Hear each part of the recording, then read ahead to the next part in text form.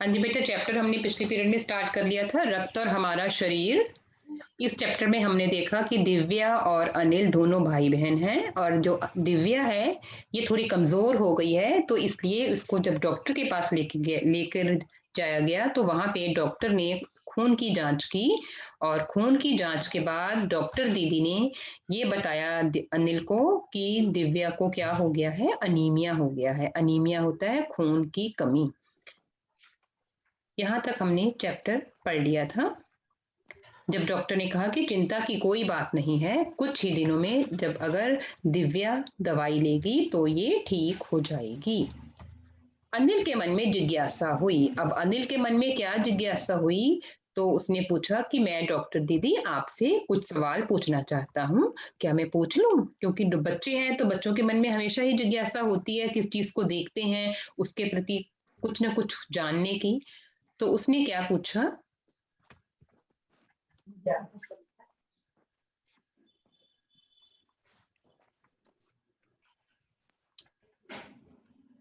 अनिल के मन में जिज्ञासा हुई, वह बोला दीदी एक सवाल पूछूं? हाँ हाँ क्यों नहीं, डॉक्टर दीदी ने कहा। उसने क्या पूछा कि अनीमिया से आपका क्या मतलब है दीदी? अब डॉक्टर ने तो अपनी लैंग्वेज में कहा कि अनीमिया है, तो अनिल ने पूछा कि डॉक्टर दीदी ये अनीमिया क्या होता है? ये जानने के लिए तुम्हें रक्त के बारे में जानना होगा। अब डॉक्टर से जब उसने पूछा तो क्या कहा डॉक्टर ने कि अगर तुम्हें ये पता हो कि अनीमिया को मुझे एक्सप्लेन करने के लिए आपको सबसे पहले ये पता होना चाहिए कि खून क्या है या रक्त क्या होता है।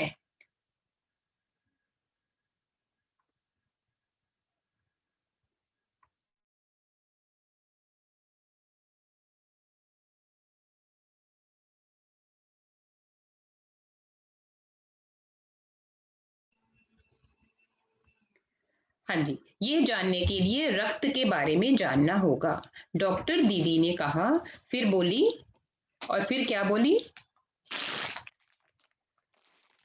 देखने में जो रक्त है ये लाल द्रव के समान होता है, रेड कलर का लिक्विड होता है ना। हम भी जब देखते हैं कि कैसा होता है ये एक रेड कलर का लिक्विड फॉर्म ही होती है, हम यही देखते हैं। लेकिन सिर्फ ये रेड कलर का एक द्रव का मतलब होता है कि पानी के जैसा गीला लाल द्रव के समान दिखता है, किंतु इसे सूक्ष्मदर्शी द्वारा देखें तो यह भानुमति के पिटारे से कम नहीं। लेकिन अगर हम इस खून को सूक्ष्मदर्शी माइक्रोस्कोप से देखें तो ये हमें कैसा लगता है, ये हमें भानुमति के पिटारे की तरह लगेगा। अब ये भानुमति का पिटारा एक मुहावरा है। अब भानुमति का पिटारा का मतलब क्या होता है कि एक ऐसा पिटारा जिसमें बहुत सारी चीजें भरी हुई हैं, है तो छोटा लेकिन अजीब अजीब बहुत सारी चीजें, छोटी छोटी बड़ी बड़ी बहुत सारी चीजें भरी हुई हैं, उसको हम कहते हैं भानुमति का पिटारा। किंतु इसे सूक्ष्मदर्शी द्वारा देखें तो ये भानुमति के पिटारे से कम नहीं है। क्यों कम नहीं है? क्योंकि जिस प्रकार भानुमति के पिटारे में बहुत सारी चीजें होती हैं, वैसे ही हमारे खून की एक बूंद में अगर हम देखें तो इसमें भी हमें बहुत सारी चीजें दिखाई देती हैं। मोटे तौर पर इसके दो भाग होते हैं। अगर इसको टू पार्ट्स में डिवाइड करते हैं, एक भाग वो होता है जो तरल होता है, जो गीला होता है, जो लिक्विड फॉर्म में होता है, जिसे हम प्लाज्मा कहते हैं। हम प्लाज्मा, इन दिनों में तो प्लाज्मा बहुत ज्यादा चर्चा में है ये वर्ड, तो प्लाज्मा हम कहते हैं क्योंकि वो गीला है, उसको हम प्लाज्मा कहते हैं। दूसरा वह जिसमें छोटे बड़े कई तरह के कण होते हैं। एक पार्ट तो हमें दिखाई देता है, लेकिन दूसरा पार्ट ऐसा भी होता है जिसके अंदर बहुत सारी चीजें होती हैं, और लेकिन कुछ ऐसे जिसका कोई रंग नहीं। दूसरा, कुछ लाल होते हैं, कुछ सफेद कण होते हैं, और कुछ ऐसे कण भी होते हैं जिनका कोई रंग नहीं होता। अब मोटे तौर पर देखो क्या मतलब है इसका। इसका मतलब है, पहली खून की विशेषता यह है कि ये लिक्विड फॉर्म में है, जैसा हमें दिखाई दे रहा है, जिसको हम प्लाज्मा कहते हैं। दूसरा, इसमें बहुत सारी और कौन-कौन सी चीज़ें होती हैं, इसमें कई कण होते हैं, बहुत सारे छोटे-छोटे पार्टिकल्स होते हैं। कौन-कौन से कण होते हैं? कुछ लाल रंग के होते हैं, कुछ सफ़ेद रंग के होते हैं और कुछ ऐसे होते हैं जिनका कोई रंग नहीं होता और उनको हम क्या कहते हैं? बिंबाणु या प्लेटलेट। याद है प्लेटलेट वर्ड? किसी को फीवर हो जाता है तो कहते हैं ना इसके प्लेटलेट्स कम हो गए हैं, वो। और उनको हम क्या कहते हैं? बिंबाणु। ये कण प्लाज्मा में तैरते रहते हैं, प्लाज्मा में तैरते रहते हैं, इस खून के ऊपर ये तैरते रहते हैं और ये हमें दिखाई नहीं देते। लेकिन अगर हम इसको माइक्रोस्कोप पे देखते हैं, सूक्ष्मदर्शी में देखते हैं, तो ये कण हमें दिखाई देते हैं। इतना कहकर डॉक्टर दीदी ने सूक्ष्मदर्शी के नीचे एक स्लाइड लगाई, उसे फोकस किया और देखा। क्या उसने बिल्कुल अपने सूक्ष्मदर्शी के नीचे, ये देखो ये स्लाइड पड़ी हुई, ये सूक्ष्मदर्शी है, ये देखो ये स्लाइड पड़ी हुई है जिसके ऊपर हम खून की 2 बूंदे रखकर इसको एग्जामिन किया जाता है। तो डॉक्टर दीदी ने भी किया और अनिल को क्या बोला? सूक्ष्मदर्शी द्वारा जो कण तुम्हें दिखाई दे रहे हैं ये हैं लाल कण। जो हमें दिखाई दे रहे हैं इनको हम क्या कहते हैं? ये लाल कण हैं।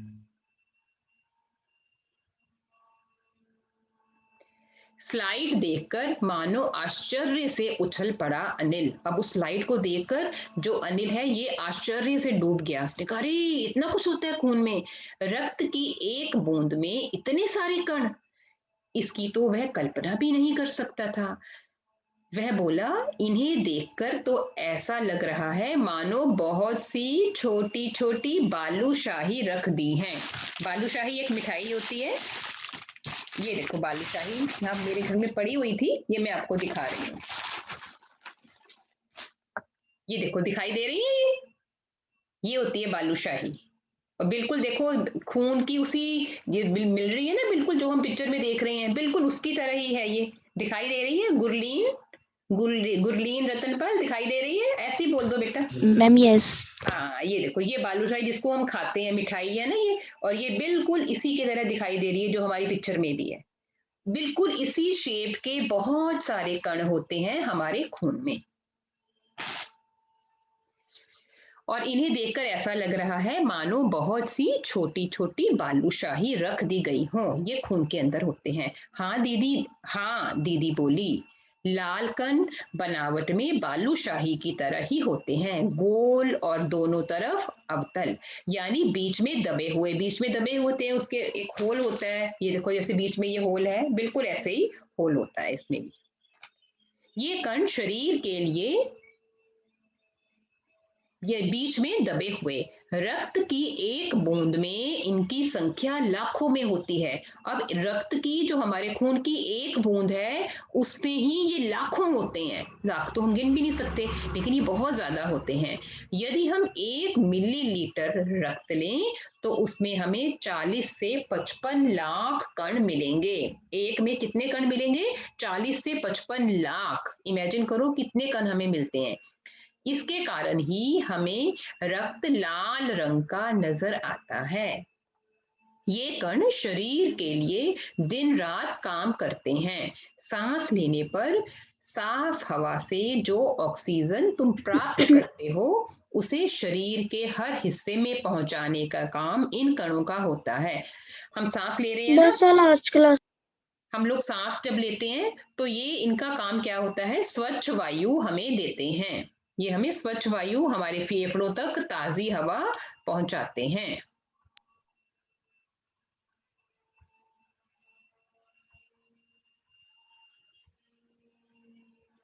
और इनका क्या काम होता है?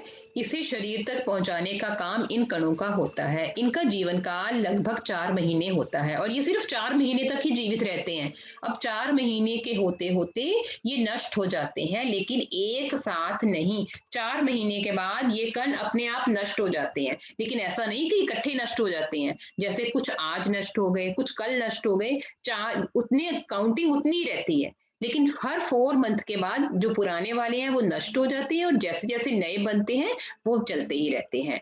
तो अनिल को लगता है कि अगर ये कण सारे के सारे नष्ट हो जाएंगे तो फिर तो सारे के सारे कण खत्म हो जाएंगे, तब तो कुछ ही महीनों में ये खत्म हो जाते होंगे। अनिल ने कहा। ये सुनकर डॉक्टर दीदी मुस्कुरा उठी और बोली, नहीं ऐसा नहीं होता। तो डॉक्टर ने कहा, समझाया कि ऐसा नहीं होता कि ये सारे के सारे नष्ट हो जाते हैं। ये सुनकर डॉक्टर दीदी ने क्या कहा उनको, कि शरीर में हर समय नए कण बनते रहते हैं। ऐसा नहीं है कि हमारा शरीर कण बनाता नहीं है, हमारे शरीर में हर पल खून बनता ही रहता है। अगर कुछ निकल भी जाता है तो वो बनता ही रहता है उसके साथ साथ। और उसके बाद वो जो कण हैं वो 4 महीने के बाद नष्ट हो जाते हैं। जो नए तो बन ही रहे हैं ना हमारे शरीर में, उनकी गिनती उतनी ही रहती है। शरीर में हर समय नए कण बनते रहते हैं और जो नष्ट कणों का स्थान ले लेते हैं। हड्डियों के बीच के भाग मज्जा में ऐसे बहुत से कारखाने होते हैं जो रक्त कणों के निर्माण कार्य में लगे रहते हैं। अब हमारा जो बॉडी है, हमारे ऊपर हमारे मांस लगा हुआ है ना, मांस के नीचे हड्डी है, लेकिन हड्डी के नीचे भी एक मज्जा होती है, एक मांस होता है, जिसमें खून बनने का, वो कण बनने का काम लगातार चलता ही रहता है। उसमें वो हमेशा ही बनते ही रहते हैं। अब वो कैसे बनते हैं, जो खाना हम खाते हैं, जो हमें लौह तत्व मिलता है, प्रोटीन मिलता है, विटामिन मिलता है, वो उनको एब्सॉर्ब करते हैं और ये चलते ही रहते हैं, ये कण बनते ही रहते हैं। और क्योंकि अगर खून कैसे बनता है, हमें एनर्जी कैसे आती है, जो चीजें हम खाते हैं, सब्जियों से, फल फ्रूट खाते हैं, जो हम फ्रूट खाते हैं उससे ही तो मिलती है हमें एनर्जी, और उसी से खून बनता है। तो ये काम लगातार हमारा शरीर करता ही रहता है। अब ये कैसे होता है, ये जो कच्चा माल, जैसे किसी फैक्ट्री को चलाने के लिए कच्चे माल की जरूरत होती है ना, रॉ मटेरियल की जरूरत होती है, उसी प्रकार ये जो रॉ मटेरियल है हमारे खून को बनने के लिए, ये कहाँ से मिलता है, वो रॉ मटेरियल क्या है, जो चीजें हम खा रहे हैं, जैसे जो प्रोटीन है, आयरन है, विटामिन है, ये वो कच्चा माल है हमारे शरीर के लिए। ये है जो पौष्टिक आहार, पौष्टिक आहार क्या होता है, डाइट, जो हम डाइट खाते हैं उसको हम पौष्टिक आहार कहते हैं, जो हमारे शरीर के लिए, जिसमें सब कुछ बैलेंस डाइट, बैलेंस डाइट हमेशा पौष्टिक आहार ही होता है। जो हम फ्रूट खाते हैं, बनानास खाते हैं, ग्रेप्स खाते हैं, ये हम इसीलिए तो हमें कहा जाता है कि हमें दूध पीना चाहिए, प्रोटीन लेना चाहिए, क्योंकि अगर हम ये खाते रहेंगे तो हमारे शरीर में खून बनता रहेगा, हम तंदुरुस्त होंगे। और पौष्टिक आहार लेने से ही हमारे शरीर में कभी खून की कमी नहीं होगी। और ये पौष्टिक आहार कैसे मिलता है, ये मिलता है हरी सब्जी, फल, दूध, अंडा और गोश्त, इनमें ये प्रचुर मात्रा में उपलब्ध होता है। यदि कोई व्यक्ति उचित आहार ग्रहण नहीं करता तो इन कारखानों को आवश्यकता अनुसार कच्चा माल नहीं मिल पाता। और अगर हमारा शरीर पौष्टिक आहार नहीं लेगा तो क्या होगा, हमारे शरीर को खून बनाने के लिए, एनर्जी देने के लिए जो कच्चा माल है वो नहीं मिलेगा और वो अपना काम करना बंद कर देगा। बंद कैसे कर देगा, क्योंकि उसको खाने के लिए कच्चा माल नहीं मिलेगा। उसको अगर हम फ्रूट नहीं खा रहे हैं, वेजिटेबल्स नहीं खा रहे हैं, तो उसको कच्चा माल नहीं मिलेगा। और नतीजा क्या होता है इसका, अगर हम पौष्टिक आहार नहीं लेते हैं तो रक्त कण बन नहीं पाते, रक्त में इसकी कमी हो जाती है, खून में इन कणों की कमी हो जाती है। लाल कणों की इसी कमी को एनीमिया कहते हैं। अब ये एनीमिया की डेफिनेशन आपको क्लियर हो गई होगी। जब हमारे खून में, हमारे प्लाज्मा में लाल कणों की कमी हो जाती है तो हम इसे एनीमिया कहते हैं, अंडरलाइन इट। तो क्या संतुलित आहार लेने मात्र से हम एनीमिया से बच सकते हैं? तो अनिल बड़े पूछ रहा है, क्वेश्चन पूछ रहा है, तो क्या अगर हम बैलेंस डाइट लें, संतुलित आहार बैलेंस्ड डाइट, कि क्या अगर हम बैलेंस्ड डाइट लेते हैं तो क्या हम अनीमिया से बच सकते हैं? दीदी बोली, हाँ, ये कहना काफी हद तक सही होगा। यूं तो अनीमिया बहुत से कारणों से होता है, किंतु हमारे देश में सबसे बड़ा कारण पौष्टिक आहार की कमी है। इसके अलावा इस रोग का एक बहुत बड़ा कारण है पेट में कीड़ों का होना। बच्चों के पेट में प्राय कीड़े हो जाते हैं, ये भी इसका एक कारण है। एनीमिया होने के दो कारण अब हमने देखे हैं। पहला है हम जब संतुलित आहार नहीं लेते, दूसरा कारण क्या हो गया, जब अगर हमारे पेट में कीड़े हैं, अगर पेट में कीड़े हैं तब भी अनीमिया हो सकता है, क्योंकि जितने भी पौष्टिक पदार्थ हैं वो कीड़े खा लेंगे और उस व्यक्ति को कुछ नहीं लगेगा। तो कीड़ों का होना भी एनीमिया होने का एक कारण है। ये कीड़े प्राय प्राय ज्यादातर दूषित जल और खाद्य पदार्थों द्वारा हमारे शरीर में प्रवेश करते हैं। अतः इनसे बचने के लिए ये आवश्यक है कि हम पूरी सफाई से बनाए गए खाद्य पदार्थ ही ग्रहण करें। अब ये जो कुछ भी हम खाते हैं वो पूरी सफाई के साथ बनाया जाए, और क्योंकि हम स्वच्छता पर ज्यादा ध्यान हमें देना चाहिए। जो चीजें हम खा रहे हैं वो स्वच्छ होनी चाहिए। अगर हम दूषित पानी पिएंगे, दूषित खाना खाएंगे तो हमारे पेट में कीड़े हो सकते हैं। और हाँ अनिल, एक किस्म के कीड़े भी हैं और एक किस्म के और भी कीड़े हैं जिनके अंडे जमीन की ऊपरी सतह में पाए जाते हैं। एक तरह के और कीड़े भी होते हैं जो जमीन पर होते हैं और जमीन की ऊपरी सतहों पर होते हैं, और जिनका जो लार्वा है वो त्वचा के रास्ते हमारे शरीर के अंदर चला जाता है। और इससे बचने का क्या उपाय है? इससे बचने के लिए शौच के लिए हम शौचालयों का ही प्रयोग करें और इधर उधर नंगे पैर ना घूमें। दीदी, ये तो बहुत ही महत्वपूर्ण बात बताई है आपने, अनिल ने बोला। अब अनिल को बहुत सी नई बातों के बारे में पता चला तो अनिल बहुत खुश हुआ इस बातों को सुनकर। उसने थोड़ी देर सोचा और फिर बोला, आपने बताया था कि रक्त में सफेद कण और बिंबाणु भी होते हैं, शरीर में उनका क्या काम है? अब तक तो दीदी ने ये बताया ना कि लाल कण ये होते हैं, लाल कणों की कमी के कारण अनीमिया हो जाता है।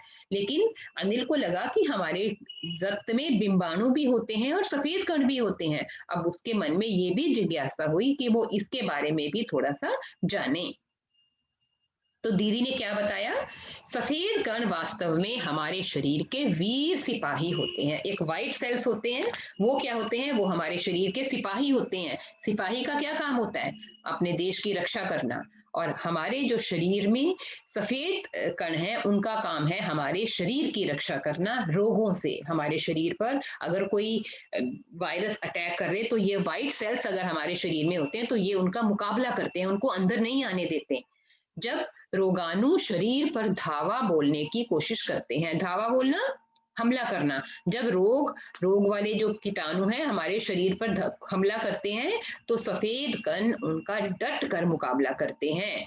जहां तक संभव हो पाता है रोगाणुओं को भीतर घर करने नहीं देते, वो हमारे शरीर के अंदर रोगाणुओं को नहीं आने देते। अगर हमारे शरीर में व्हाइट सेल्स की कमी है तो हमारे शरीर के सिपाही नहीं हैं, तो हमारा शरीर रोगों से नहीं लड़ पाता और कितने भी कीटाणु हमारे शरीर में आ सकते हैं। लेकिन हमारे शरीर में यदि व्हाइट सेल्स या सफेद कण हैं तो ये रोगों से हमारी रक्षा करते हैं। तो सफेद कणों का क्या काम होता है? ये हमारे शरीर में कीटाणुओं का प्रवेश नहीं होने देते और रोगाणुओं से जो कीटाणु हैं उनका डट कर मुकाबला करते हैं। और बिंबाणुओं का काम है, अब बिंबाणु भी होते हैं प्लेटलेट्स, इनका क्या काम होता है? चोट लगने पर रक्त जमाव क्रिया में मदद करना। कई बार देखो हमें चोट लग जाती है, हमारे बहुत सारा ब्लीडिंग हमारे हाथ पे पैर पे होती है, लेकिन जब वो थोड़ी देर बाद जब वो ब्लीडिंग जो खून होता है वो जम जाता है और उसके ऊपर हम देखते हैं कि एक जाला सा बन गया है। अब वो जम अगर वो जाला ना बने तो हमारा शरीर से लगातार खून निकलता ही रहेगा। और ये जो बिंबाणु हैं ये उस जाले को बनाने का काम करते हैं। हमारे शरीर को जहां से भी खून निकलता है वो उसके ऊपर हमारे खून को जमा देते हैं, ताकि जितना ज्यादा खून ना निकले हमारे शरीर से, और हमारे शरीर का खून अगर कहीं से निकल भी रहा है तो थोड़ी देर के बाद वो जम जाए और खून निकलना बंद हो जाए। ये बिंबाणुओं का काम है। रक्त के तरल भाग प्लाज्मा में एक विशेष किस्म की प्रोटीन होती है जो रक्त वाहिका की अगर हमारे शरीर की कोई नर्व कट जाती है तो ये उसके ऊपर मकड़ी के जाले के समान एक जाला बुन देती है। बिंबाणु इस जाले से चिपक जाते हैं और हमारा खून रुकना बंद हो जाता है। जो हमारा घाव होता है, अगर कोई क्रैक भी आ गया है, चोट लग गई है, तो वो अपने आप बंद हो जाएगा उसमें से खून निकलना। तो अनिल बोला, दीदी लेकिन घाव गहरा हो तो खून बहता ही जाता है, थोड़ा खून हो फिर तो बंद हो जाता है, लेकिन अगर ज्यादा हो तो क्या करना चाहिए? ऐसे समय में उस व्यक्ति को जल्दी से डॉक्टर के पास ले जाना चाहिए और जरूरत समझने पर ऐसी स्थिति से निपटने के लिए कई बार डॉक्टर क्या करता है, कुछ टांके भी लगा देता है। लेकिन डॉक्टर के पास पहुंचने तक हमें क्या करना चाहिए? चोट के स्थान पर कसकर एक साफ कपड़ा बांध देना चाहिए। साफ कपड़ा बांध देना चाहिए क्यों? तो क्योंकि वो उस स्थान पर दबाव पड़ जाए और खून का निकलना बंद हो जाए, जो उस व्यक्ति के लिए बहुत ही लाभप्रद सिद्ध हो सकता है। किंतु अगर अधिक रक्त निकल जाए तो रक्त चढ़ाने की भी जरूरत पड़ सकती है। अब रक्त चढ़ाने की जरूरत पड़ सकती है, लेकिन रक्त कहाँ से चढ़ाया जाए? कहाँ से मिलता है हमें रक्त? किसी व्यक्ति के शरीर में अगर खून की कमी हो जाती है, तो अब हमें नेक्स्ट पार्ट में ये देखेंगे कि अगर व्यक्ति में खून की कमी हो जाती है और अगर किसी व्यक्ति को खून की जरूरत है, तो क्या प्रबंध किया जाता है हॉस्पिटल में। अनिल ने कहा, क्या ऐसे समय में किसी भी व्यक्ति का खून काम आ सकता है? दीदी बोली, अनिल, हर किसी का रक्त एक सा नहीं होता। कुछ विशेष गुणों के आधार पर रक्त को 4 मुख्य वर्गों में बांटा जाता है। तो अपने खून को हम कितने पार्ट्स में डिवाइड करते हैं? 4 पार्ट्स में। 4 ग्रुप्स होते हैं हमारे, ए, बी, ए बी, ओ। ये 4 हो गए। इनका पॉजिटिव नेगेटिव भी होता है, लेकिन मेन तो 4 ही हुए, ए, बी, ए बी और ओ। इस प्रकार से 4 भागों में बांटा जाता है। जरूरतमंद व्यक्ति के रक्त समूह की जांच करने के बाद उसी रक्त समूह का रक्त चढ़ाया जाता है। अगर कोई किसी व्यक्ति का ब्लड ग्रुप ए है, ए पॉजिटिव है, तो उसको ए पॉजिटिव के वो ही रक्त उसको चढ़ाया जाएगा, दूसरा हम नहीं चढ़ाएंगे, दूसरा नहीं चढ़ा सकते। लेकिन जरूरत के समय यदि उस रक्त समूह का कोई व्यक्ति मिले ही नहीं, तो जरूरत पड़ने पर अगर हमें उस व्यक्ति का, मान लो किसी को ए ग्रुप की जरूरत है, ए पॉजिटिव, और जो खून व्यक्ति दे रहा है उसका ए पॉजिटिव नहीं है, तो क्या किया जाए? तो इसके लिए, ऐसी आपात स्थिति के लिए, इस इमरजेंसी के लिए ब्लड बैंक बनाए गए हैं और प्राय हर बड़े अस्पताल में इस तरह के बैंक होते हैं। ये वो बैंक नहीं है जिसमें हम पैसे जमा कराते हैं, ये वो बैंक होते हैं जहाँ पे हम अपना ब्लड डोनेट करते हैं, जहाँ सभी प्रकार के रक्त समूहों का रक्त तैयार रखा जाता है। किंतु इन ब्लड बैंकों में रक्त का भंडार सुरक्षित रहे, इसके लिए ये आवश्यक है कि हम समय समय पर रक्तदान करते रहें। अब इन ब्लड बैंक में रक्त आता कहाँ से है?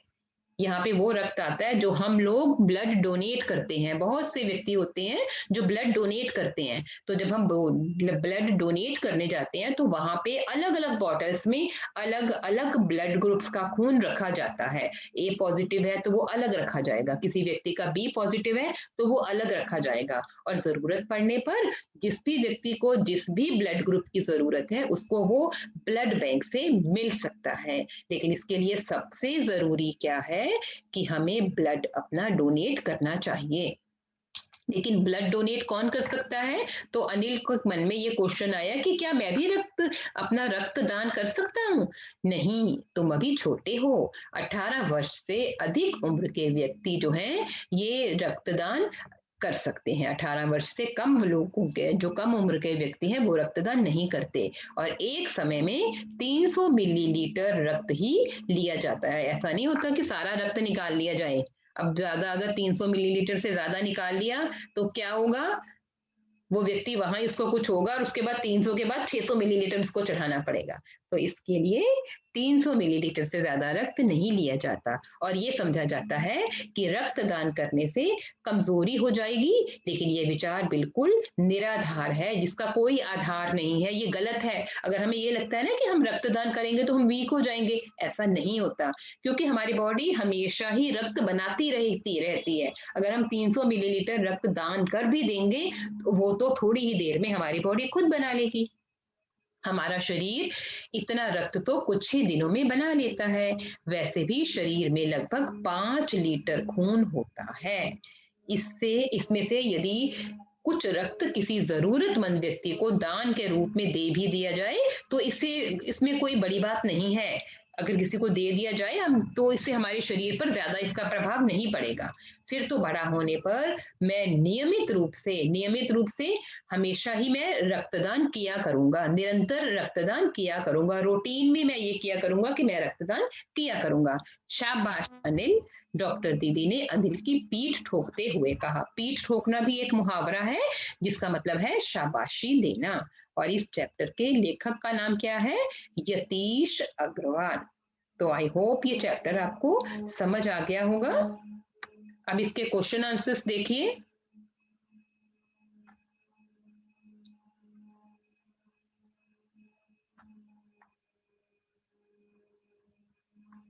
बुक्स निकाल देखिए आपकी।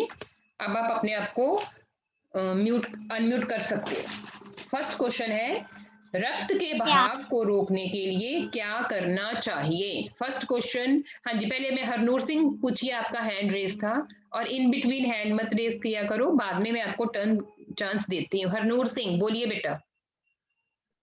मैम जब वो आप कह रहे थे ब्लड सेल्स जो होते हैं हमारे खून में, मैम जब वो मरते तो उनकी जब ऐसे जैसे एक दिन एक मर गया तो उसके साथ ही न्यू शुरू हो जाते हैं कि पहले सारे मरते फिर? देखो बेटा, मान लो हमारी बॉडी में इकट्ठे सारे नहीं बनेंगे ना, धीरे धीरे बनते हैं। मान लो 4 महीने के बाद कुछ मर गए, लेकिन हमारे उस शरीर में बाकी तो है ना, वो अपना काम करते रहेंगे। सारे एक दिन नहीं बने, अलग अलग दिनों में बने हैं। अगर एक मर जाते हैं तो अगले वाले पिछले वाले तैयार बैठे हुए हैं, वो आएंगे। अब वो मर जाएंगे तो पिछले वाले, ये कंटिन्यूस प्रोसेस है, ये लगातार चलता ही रहता है, सारे नहीं खत्म होंगे क्योंकि बहुत लाखों की संख्या में है। मान लो एक दिन में अगर 25 नहीं भी रहे 4 महीने के बाद, तो पीछे तो फौज की फौज आ रही है, वो तो बनते ही रहेंगे क्योंकि हम पौष्टिक आहार खा रहे हैं, बैलेंस डाइट ले रहे हैं, वो तो लगातार बनते ही रहेंगे। कुछ कम हो गए और पीछे से और सेना चली आ रही है। वंशिका मिश्रा। Okay ma'am. आपने भानुमति का पिटारे का क्या मतलब बताया था? हाँ, ये क्वेश्चन जब आएगा ना मैं तब डिस्कस करूंगी। मैं क्वेश्चंस पहले डिस्कस करती हूँ, उसके बाद हम आपकी क्वेरीज लेंगे। फर्स्ट क्वेश्चन है, अपने हैंड लो कर लो पहले सभी, क्योंकि अब मैं क्वेश्चंस पूछ रही हूँ तो ये क्वेश्चंस मुझे आप ही दोगे। पहले सभी लोग लो कर लो अपने हैंड। फर्स्ट क्वेश्चन है, रक्त के बहाव को रोकने के लिए क्या करना चाहिए? क्या करना चाहिए? रक्त के, हमने अभी पढ़ा है, ये लास्ट वाले पेज पे पढ़ा था कि रक्त के बहाव को रोकने के लिए हमें क्या करना चाहिए? वंशिका मिश्रा। रक्त के बहाव को रोकने के लिए हमें चोट के स्थान पर साफ सफेद कपड़ा बांधना चाहिए। साफ, सफेद नहीं, साफ, कोई भी रंग का हो जाए लेकिन साफ होना चाहिए, क्योंकि जब किसी हम स्वच्छ कपड़े को बांधेंगे तो उससे दबाव पड़ेगा और खून रुकना बंद हो जाएगा। लेकिन अगर ज्यादा रक्त निकल रहा है तो हमें उसी वक्त तुरंत डॉक्टर के पास जाना चाहिए, क्योंकि कई बार ज्यादा रक्त अगर निकल रहा है तो डॉक्टर उस पर टांके भी लगाता है। दोनों चीजें हमने बतानी है इस आंसर में। पहले ये बताना है कि स्वच्छ कपड़ा बांध देना चाहिए ताकि दबाव के कारण रक्त रुक जाएगा, लेकिन फिर भी अगर रक्त नहीं रुक रहा है तो हमें तुरंत डॉक्टर के पास जाना चाहिए। अगर हमारा जो घाव है वो गहरा है तो तुरंत डॉक्टर के पास जाना चाहिए। सेकंड क्वेश्चन है, खून को भानुमति का पिटारा क्यों कहा गया है? कोई बताएगा मुझे ये आंसर? पहले भानुमति का, पहले हमें अपने हैंड लो कर लो जिसको नहीं आता, अगर आता है तो फिर अपने हैंड को हाई रहने दो, रेज रहने दो। तन्वी। तन्वी। खून को भानुमति का पिटारा इसलिए कहा जाता है क्योंकि उसको वो अकेला एक लाल द्रव नहीं है, उसमें बहुत सी छोटे छोटे पदार्थ हैं और कण हैं। हाँ, भानुमति का पिटारा एक मुहावरा है जिसका अर्थ होता है कि इस पिटारे में बहुत सारी चीजें हैं। इसका ये अर्थ होता है, तो हमारा खून भी भानुमति के पिटारे की तरह है, क्योंकि हमारे खून में भी भानुमति के पिटारे की तरह बहुत सारी चीजें हैं। जैसे कि इसमें लाल कण हैं, सफेद कण हैं, इसमें बिंबाणु हैं, प्लेटलेट्स हैं, लाखों की संख्या में। ये हमें इस क्वेश्चन में बताना है। अटेंडेंस इस क्लास की भी आपने लगानी है, पहले आपने पिछली क्लास की लगाई थी, अब इस क्लास की लगाओ। पहले वही ग्रीन वाले लगाएंगे, ग्रीन क्लास, उसके बाद पिंक, ठीक है। अब सेकंड क्वेश्चन भी हमने देख लिया है। खून को भानुमति का पिटारा कहा जाता है क्योंकि यदि हम सूक्ष्मदर्शी के द्वारा अपने रक्त की एक बूंद को देखें तो एक बूंद की जांच के दौरान ही हमें ऐसा दिखाई देगा कि इसमें लाखों की संख्या में लाल कण मौजूद हैं, सफेद कण मौजूद हैं और बिंबाणु मौजूद हैं। जिस प्रकार भानुमति के पिटारे में बहुत सारी चीजों का संग्रह होता है। थर्ड क्वेश्चन है, एनीमिया से बचने के लिए क्या क्या खाना चाहिए? इजी है ये क्वेश्चन। अनीमिया से बचने के लिए क्या क्या खाना चाहिए? वामिका, वामिका बोलिए बेटा। बेटा पहले अपने आप को, हाँ बोलो, आप बोलो।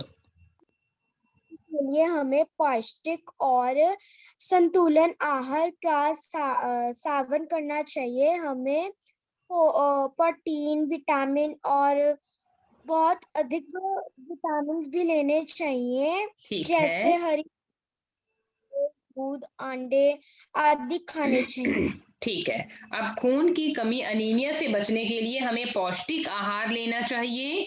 इसके अलावा पौष्टिक और संतुलित आहार लेना चाहिए जिसमें प्रचुर मात्रा में फल, सब्जियां, अंडे, मांस होना चाहिए। अब जो अंडे मांस नहीं खाते उनके लिए हरी सब्जियां, प्रोटीन बहुत है।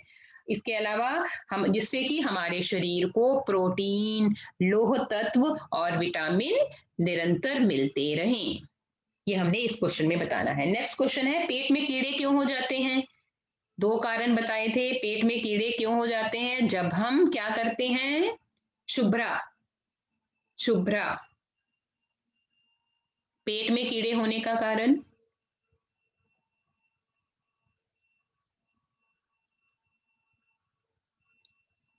आरव, आरव, पेट में कीड़े क्यों हो जाते हैं? पेट में कीड़े होने का क्या कारण है? ओके, बोलो क्रिश त्रेहन, बोलो बेटा। पेट अपना में हैंड कीड़े होने का सबसे ऐसे हाई कर दिया करो, रेज कर दिया करो। पेट में कीड़े होने का सबसे बड़ा कारण ये है कि सबसे बड़ा कारण दूषित जल और खाद्य पदार्थों द्वारा हमारे शरीर में आना ही हमारे शरीर में कीड़ों, और हम अगर खाद्य पदार्थ का ग्रहण करेंगे तो हम अपने शरीर में कीड़ों से बच सकते हैं। ठीक है। क्वेश्चन था हमारा पेट में कीड़े क्यों हो जाते हैं। तो पेट में कीड़े होने का क्या कारण है? पेट में कीड़े हो जाते हैं जब हम दूषित खाद्य पदार्थ खाते हैं। दूषित खाद्य पदार्थ कैसे खाते हैं?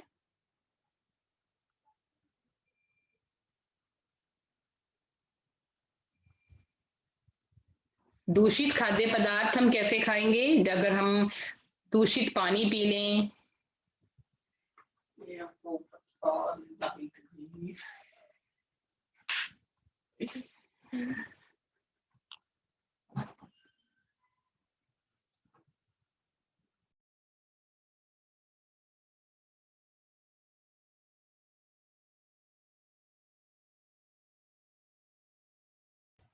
Am I audible? Yes, ma'am. Okay बेटा। Yes, ma'am. कनेक्शन स्लो हो गया था। हाँ जी, सेकंड क्वेश्चन, पेट में कीड़े क्यों हो जाते हैं? मुझे आंसर बताया था कृष ने कि जब हम दूषित खाद्य पदार्थों का सेवन करते हैं या दूषित पानी पीते हैं। और इसके अलावा पेट में कीड़े होने का दूसरा कारण क्या हो जाता है? जब हम नंगे पांव किसी ऐसी सतह पर चलते हैं, क्योंकि हमारे जो भूमि के ऊपर भी कई प्रकार के छोटे छोटे कीड़े होते हैं जो कई बार हमारे शरीर में प्रवेश कर जाते हैं। ये भी हमें बताया गया है। दो कारण है। पहला कारण है जब हम दूषित खाद्य पदार्थों का सेवन करते हैं या पानी पीते हैं, खाद्य पदार्थ लेते हैं। और दूसरा कारण क्या है? क्योंकि जब जमीन की ऊपरी सतह पर कुछ प्रकार के ऐसे कीड़े होते हैं जो हमारे शरीर के द्वारा शरीर में प्रवेश कर लेते हैं। और इनसे बचने के लिए हमें क्या करना चाहिए? हमें नंगे पांव जमीन पर नहीं चलना चाहिए और हमेशा स्वच्छ भोजन, ऐसा भोजन करना चाहिए जो पूरी साफ सफाई से बनाया जाए। 2 कारण हैं इसके और 2 ही इससे बचने के उपाय हैं। नेक्स्ट क्वेश्चन है, रक्त के सफेद कणों को वीर सिपाही क्यों कहा जाता है? वीर सिपाही क्यों कहा जाता है रक्त के सफेद कणों को? क्योंकि ये किससे हमारी रक्षा करते हैं? तन्वी। रक्त के सफेद कणों को वीर सिपाही इसलिए कहा जाता है क्योंकि वह हमारे कीटाणुओं से हमारे शरीर की रक्षा करते हैं। ये कीटाणुओं को मार देते हैं जिससे हमें कोई बीमारी नहीं होती। मारते नहीं है, ये कीटाणुओं को हमारे शरीर में प्रवेश नहीं करने देते। जैसे सैनिक अपने देश की रक्षा करता है ना, दुश्मन को अपनी भारत के अंदर नहीं आने देंगे, अपने देश के अंदर नहीं आने देते, तो ये भी हमारा शरीर जो है इसके अंदर रोगाणुओं को नहीं आने देते, डट कर उनका मुकाबला करते हैं। तो सफेद कणों को वीर सिपाही कहा जाता है क्योंकि ये रोगों के कीटाणुओं को हमारे शरीर के अंदर प्रवेश नहीं करने देते और उनसे हमारी रक्षा करते हैं। ब्लड बैंक में रक्तदान से क्या लाभ हैं? अब ब्लड बैंक में रक्तदान करने से क्या लाभ होता है कि किसी जरूरतमंद को आपातकाल की स्थिति में अगर किसी व्यक्ति को खून की जरूरत है तो उसे वहां से आसानी से मिल जाता है। अब ये 7 क्वेश्चंस हैं, 6 क्वेश्चंस हैं, ये 7th भी है। सांस लेने पर शुद्ध वायु से जो ऑक्सीजन प्राप्त होती है उसे शरीर के हर हिस्से में कौन पहुंचाता है? लाल कण। लाल कण, सांस नली या फेफड़े? लाल कण। अब ये जो 7 क्वेश्चन है इसकी आपको मैं वर्कशीट में सिर्फ और सिर्फ शब्दार्थ भेजूंगी और वाक्य बनाओ भेजूंगी। आपने ये 1 to 7 क्वेश्चंस अपनी नोटबुक्स में लिखने हैं। ठीक है, समझ आ गया सबको क्या होमवर्क है आज का?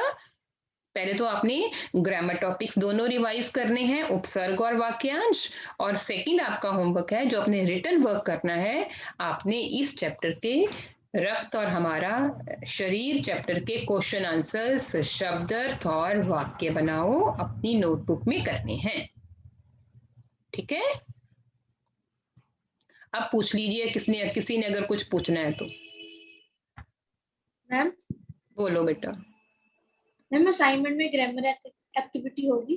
ग्रामर एक्टिविटी होगी, वो तो सरप्राइज होता है ना हमारा। ग्रामर एक्टिविटी होगी, ग्रामर एक्टिविटी, क्वेश्चन आंसर्स भी होंगे। यस वामिका, पूछो बेटा, आपने कुछ पूछना है? मैम ये